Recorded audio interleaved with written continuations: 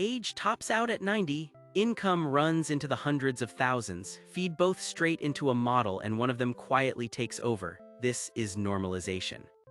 Here's the question underneath almost every preprocessing pipeline. Why can one feature silently dominate a model? Picture a housing dataset. Age ranges from 0 to 90.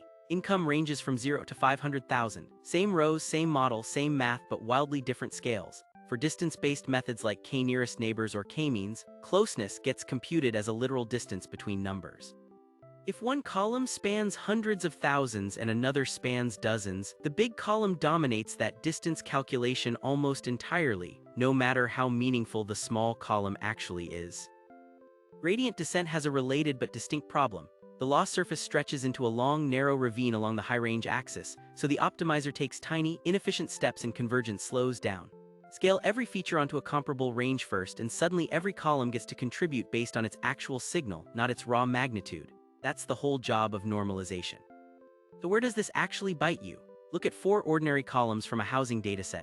Age spans about 50 units, income spans nearly 400,000, bedroom count spans 5, and square footage spans almost 5,000. 4 columns, 4 completely different scales sitting in the same table. Left unscaled, the consequences show up in specific, predictable places. In k-nearest neighbors or k-means, income alone ends up deciding who counts as a neighbor, because its raw numbers are so much larger than everyone else's.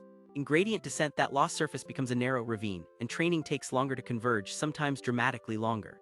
Regularization penalties like L1 or L2 land unevenly across coefficients, punishing small-scale features more than the math actually intends.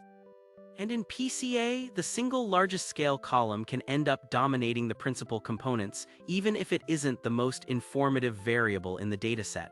None of this is a modeling failure, it's a preprocessing gap.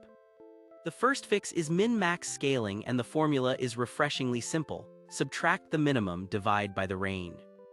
Every value gets squashed into a fixed 0 to 1 window.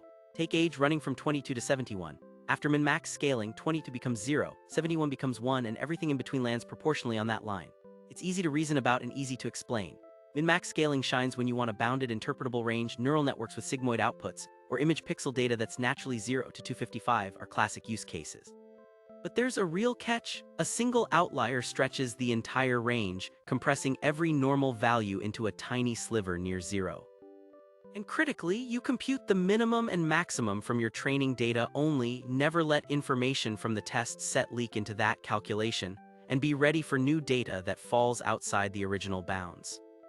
Second fix is z-score standardization, sometimes called the standard scaler. The formula: subtract the mean, divide by the standard deviation. Instead of squashing values into a fixed box, this recenters the distribution around 0 with a standard deviation of 1. You end up with that familiar bell curve, mean at the center, most values within a few standard deviations either side. Z-score standardization is the right call when your features are roughly bell-shaped, and it's the default choice for support vector machines, linear and logistic regression, PCA, and most gradient-based optimizers. The trade-off versus min-max: there's no fixed output range here, which is fine for most algorithms but matters if you need bounded values downstream. And the same rule applies as before: fit the mean and standard deviation on your training set, then apply those exact numbers to your test set. Never refit on test data. So which one do you actually reach for? Min-max scaling gives you a fixed 0 to 1 range, but it's very sensitive to outliers, and it's the natural choice for bounded inputs like pixel values or neural network inputs. Z-score standardization gives you an unbounded mean 0 output. It's somewhat less fragile around outliers, and it fits Gaussianish data feeding linear models. There's a third option worth knowing: the robust scaler, which uses the median and interquartile range instead of the mean and standard deviation. It isn't thrown off by outliers at all, which makes it the go-to when your data has genuine heavy-tailed noise you can't clean out first. None of these three is universally correct. The right pick depends on your algorithm and your data's actual shape.